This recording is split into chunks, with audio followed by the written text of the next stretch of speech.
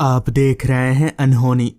तो चलिए बढ़ते हैं आज की इस कहानी की ओर। इस घटना से पहले मैं भूत प्रेत इन सब बातों पर विश्वास नहीं करता था, मगर इस घटना के बाद मैं इन सब चीज़ों पर विश्वास करने लगा। उस घटना ने मेरे दिमाग में अपना छाप कुछ इस कदर छोड़ा कि मैं कई दिनों तक बीमार था और मेरी हालत काफ़ी गंभीर हो गई थी। और आज भी उस घटना को याद करके मेरे रातों की नींद उड़ जाया करती है। दरअसल हुआ कुछ यूँ था कि साल 1999 उस समय हमारा गांव काफ़ी छोटा हुआ करता था और न ही उस समय हमारे गांव में बिजली हुआ करती थी। सभी लोग मिलजुल कर एक साथ रहा करते थे। गांव में किसी भी तरह का काम ना होने के कारण मैं और मेरा दोस्त राकेश, हम दोनों शहर के एक दुकान में काम किया करते थे। हमारे गांव से शहर करीब 7 किलोमीटर दूर था, तो हम रोज आने जाने के लिए साइकिल का सहारा लिया करते थे। हमारी ड्यूटी सुबह 9 बजे से रात के 8 बजे तक की होती थी। कुछ दिन तो सब कुछ ठीक था, मगर एक रात काम से वापस लौटते वक्त हम जैसे ही गांव के बाहर वाले रास्ते पर पहुंचे तो अचानक हमें किसी आदमी के रोने की आवाज़ आने लगी। उस आवाज़ को सुनकर मैंने एकदम से साइकिल रोका और पीछे बैठे राकेश से कहा, अरे राकेश, इतनी रात गए ऐसे कौन रो रहा है? इस पर राकेश ने कहा, तू साइकिल चला, हमें इन सब में नहीं पड़ना, घर चलो।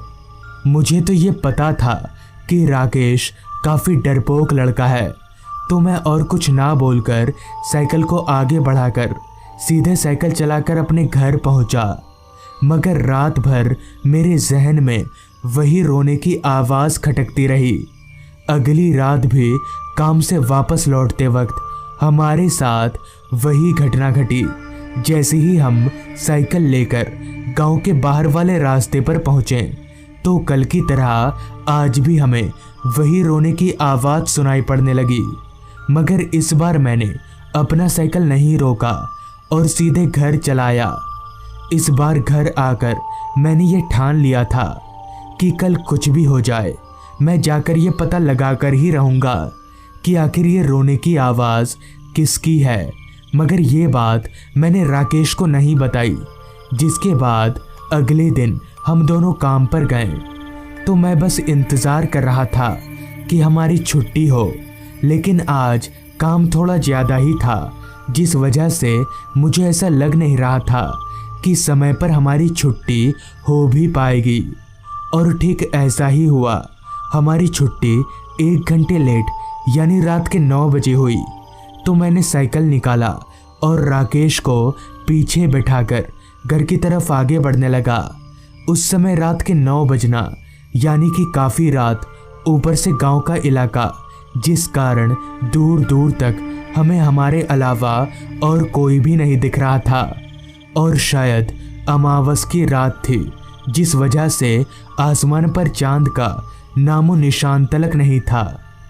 अंधेरे ने तो इस कदर उस रास्ते पर अपना डेरा जमाया हुआ था कि हमारी टॉर्च की रोशनी भी कम पड़ रही थी।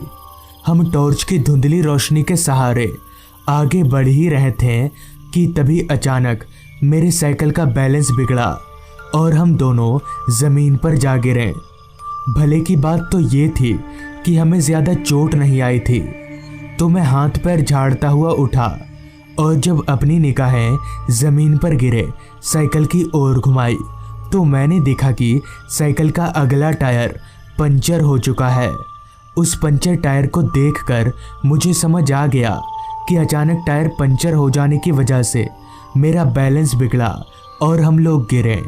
अभी मैं ज़मीन पर गिरे साइकिल को उठा ही रहा था कि तभी राकेश ने कहा, भाई तू कैसे साइकिल चला रहा है? जिस पर मैंने कहा, भाई इसमें मेरी क्या गलती है, अचानक साइकिल का टायर पंचर हो गया।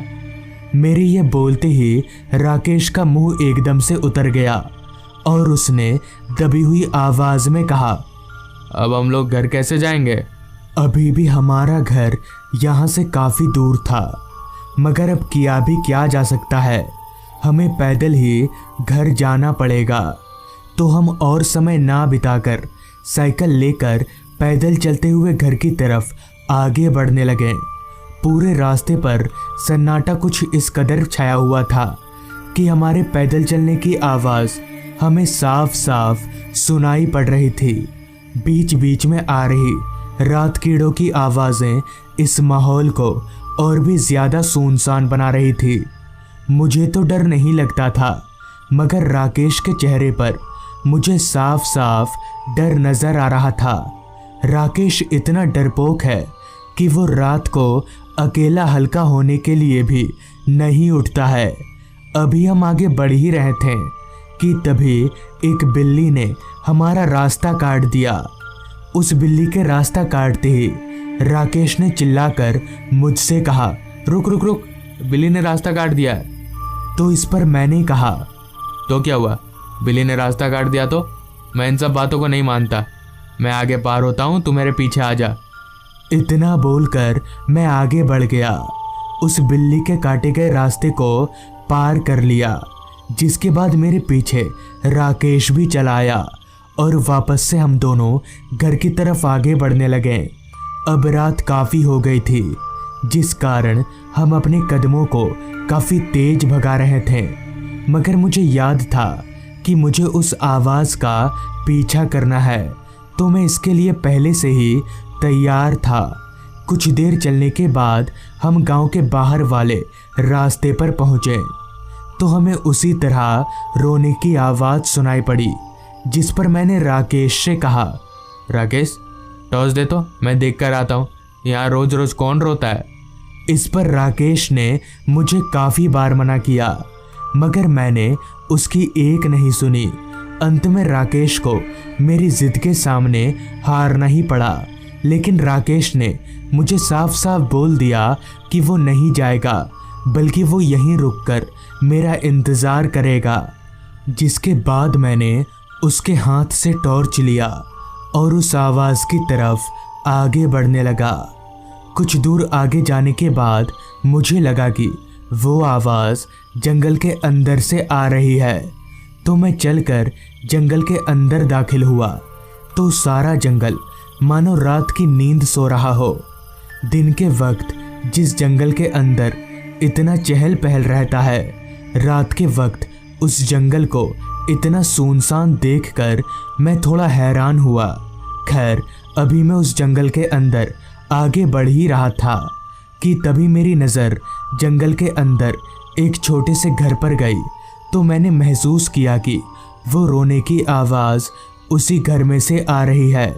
तो मैं चलकर उस घर की तरफ आगे बढ़ने लगा। तभी मेरे जहन में एक सवाल ने दस्तक दिया कि इस जंगल में ये घर किसका होगा, और जिसका भी हो वो रोज रात को रोता क्यों है। ये सोचते सोचते मैं उस घर के करीब पहुंचा तो उस घर के दरवाजे पर ताला लटक रहा था, मगर उस घर की खिड़की खुली हुई थी और वो रोने की आवाज़ उसी घर में से आ रही थी। तो मैं खिड़की के पास गया और टॉर्च मारकर जब अंदर देखा तो मेरा सर एकदम से घूम गया और मेरे हाथ पैर सुन्न पड़ने लगे, क्योंकि जैसे ही मैंने खिड़की के अंदर टॉर्च मारा तो मैंने देखा कि उस घर के अंदर एक बूढ़ा आदमी इधर उधर दौड़ रहा है, मगर उसका चेहरा इंसानों से अलग पूरी तरह से जला हुआ था और उसकी आंखें गायब थी। उस आदमी को देखकर मुझे पता चल गया कि वो कोई इंसान नहीं बल्कि भूत है, और जैसे ही मैंने वहाँ से भागने के लिए अपना कदम बढ़ाया तो उस भूत ने अपना लंबा सा हाथ बढ़ाकर खिड़की से बाहर निकालकर मेरा गला पकड़ लिया और मुझे एक झटके से खींचा, जिससे मेरा सर एकदम से जाकर दीवार से जा टकराया। मैं अपने गले को उस भूत के हाथ से छुड़ाने की काफ़ी कोशिश कर रहा था, मगर उसकी शक्ति के आगे मैं बेबस था, जिस पर मैंने चिल्लाना शुरू कर दिया, जिसकी आवाज़ से मेरा दोस्त राकेश वहाँ आ गया और किसी तरह उसने मुझे खींचकर उस भूत के हाथ से छुड़ाया और हम भागकर गांव पहुँचे। गांव वालों को पूरी बात बताई, जिस पर उन्होंने कहा उस घर में एक परिवार रहा करता था जिसमें बेटा बहू और एक बूढ़ा आदमी यानी बेटे का पिता था। मगर एक दिन बेटा अपने बाप को छोड़कर उस घर से अपनी पत्नी को लेकर चला गया, जिससे वो बूढ़ा आदमी अपना मानसिक संतुलन खो बैठा और उसने उसी घर में आत्महत्या कर ली। तब से उसकी आत्मा उसी घर में भटकती है। तो दोस्तों, ये थी आज की कहानी। अगर आपको ये कहानी पसंद आई हो तो चैनल को ज़रूर सब्सक्राइब कर लें। तो मैं आपका दोस्त आर्यन जल्द ही मिलूँगा आपसे ऐसी ही एक कहानी के साथ।